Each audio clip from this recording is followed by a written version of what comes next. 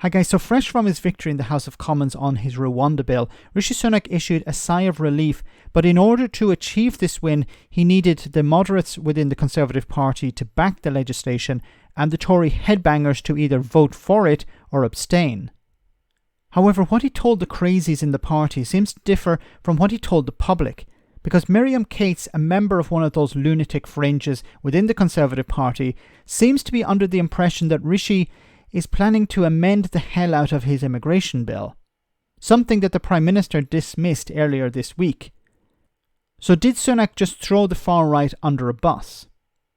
We have concerns about the way that the bill is written on that actually it won't have the impact that the government says it will have. And the Prime Minister's open to that level of change? He has said he's open to negotiations with our lawyers, so we are going to have those discussions. So we have made this decision to back the bill in good faith that those discussions will happen. Well, let's just listen to what the Prime Minister actually said, because it doesn't really stack up with what you have just said. Let's have a listen to what he said at the press conference earlier in the week.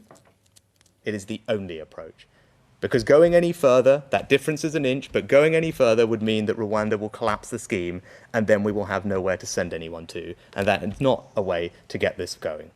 I mean, it was pretty clear, Miriam. There's no going any further because otherwise the scheme will collapse, because that's what the Rwandans are saying. Have you been duped? Well, that is only obviously a very short clip, and I think if you look at, I don't know whether it was in that statement. Clear. Well, let me finish. Yeah. In that statement, I think whether it was that statement or another one in the House, the concern seems to be that Rwanda does not want to be part of something that clearly breaks international law. But the bill, as it stands, already disapplies various aspects of international conventions. Yeah, but what I'm trying to get to the bottom of is what the Prime Minister, even if you won't detail what he said, he was very clear there. They're going no further, and you are saying that he's open to big changes. So when it comes to being honest with your constituents here, I'm saying to you, are you being played by the Prime Minister, or have you secured something that we don't know about and we're going to find out about? We're not asking for big changes, as I said. They are significant changes in lines of what the Prime Minister has just said. The government has already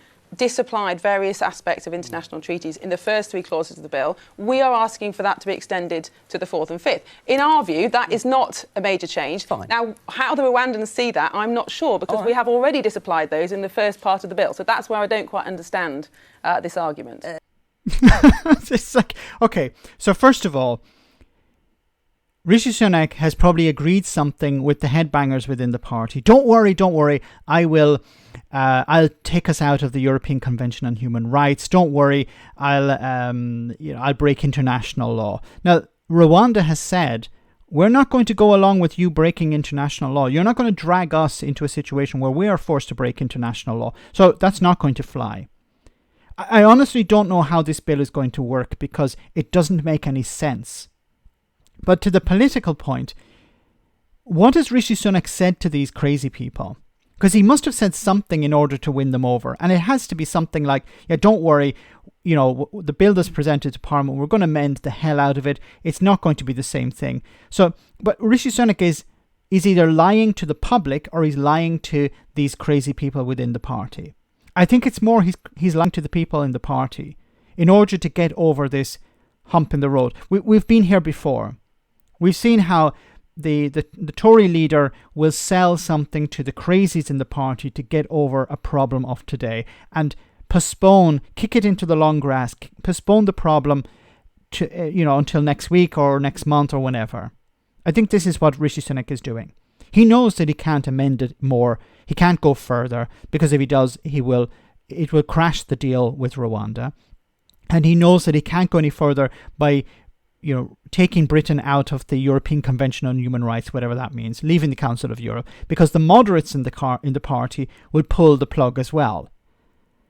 So I think he's conned the far right, the crazies, in order to resolve the problem of today. I've said this before, the Conservatives, the Prime Minister is always dealing tactically and she has never had any strategic plan. It's always, okay, what do I do to get over the problem of today?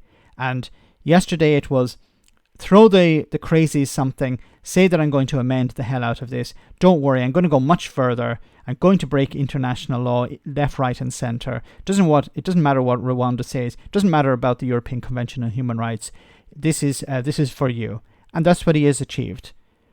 Because it's all going to fall apart pretty soon.